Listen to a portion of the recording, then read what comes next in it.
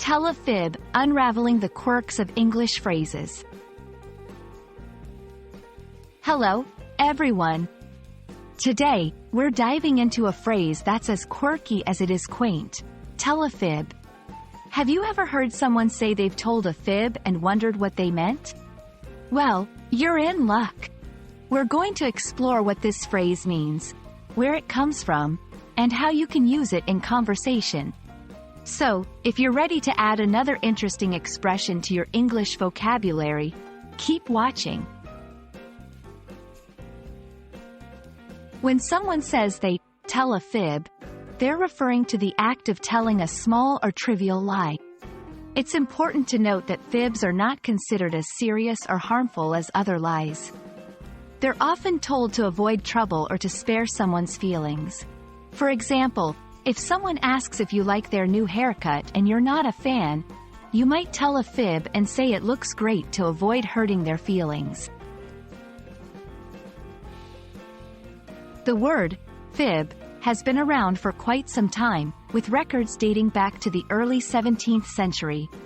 It's believed to come from the word fable, which means a nonsensical or inconsequential story. Over time, the word fib evolved to mean a harmless lie, something that isn't entirely true but is also not intended to cause any serious deception or damage. Let's look at some everyday scenarios where tell a fib might come into play. A child might tell a fib about finishing their homework to play outside. You might tell a fib when you say you're too busy to attend a meeting when you just want some time to yourself.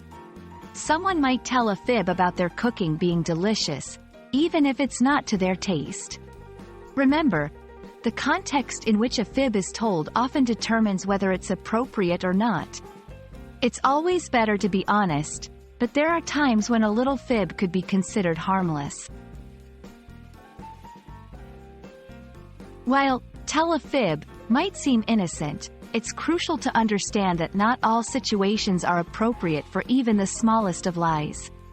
Honesty is the best policy, and being truthful builds trust and credibility. If a fib could lead to misunderstandings, hurt someone, or create problems down the line, it's always better to choose honesty over telling a fib. Thanks for joining me in exploring the meaning behind the phrase, tell a fib. I hope this video helps you understand the nuances of English expressions and makes you more confident in using them.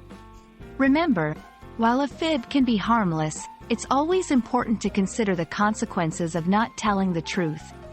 Until next time, keep practicing your English, and don't be afraid to make mistakes. They're just stepping stones to learning. See you in the next video.